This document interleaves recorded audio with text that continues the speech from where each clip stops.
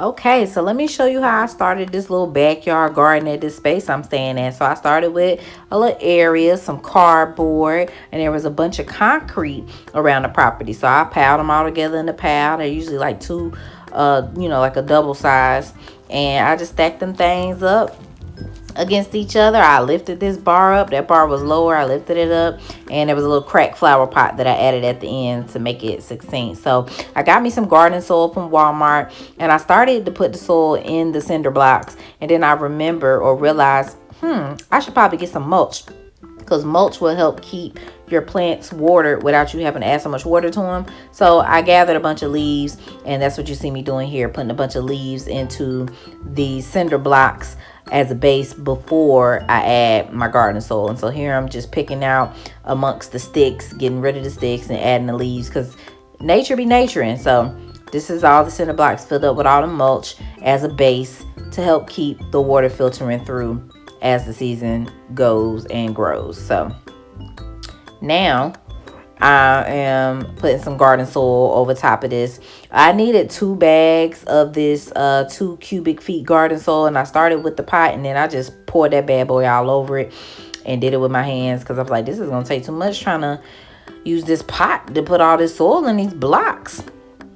So that's what you see me doing here, spreading the whole bag. So I ended up needing more, and I found some little scoops for 97 cents at Walmart as well. So I used that to help me so that I wasn't wasting the soil by putting too much or letting it fall into the cracks and crevices of all these concrete blocks. So I went ahead and put out all my seed packets on what I wanted to grow based on companion planting and what would grow well together. And as I did that, I made sure that I labeled them. So I wrote each one down, and then I put a label in it so I can know what number block was growing, which seed packet it came from, so I can know what works well in the future.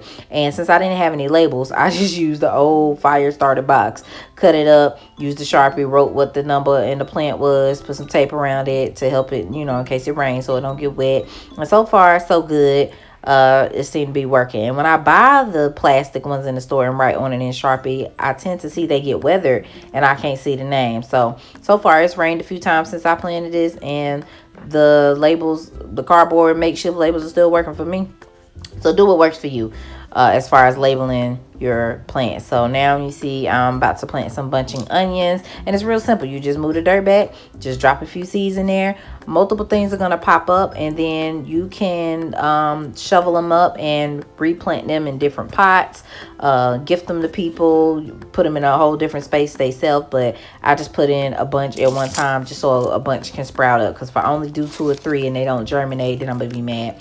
And so you see I go, after I put it down, make sure that I grab my label so I don't forget. Don't try to rely on your memory, especially if you're a new first-time gardener.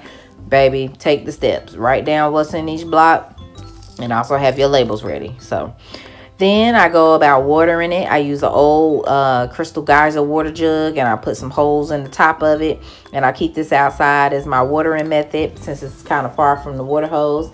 And it look a little messy, but I got all my seeds planted, and this is the aftermath. So I'm really excited and can't wait to see what grows. This is about 9 days after.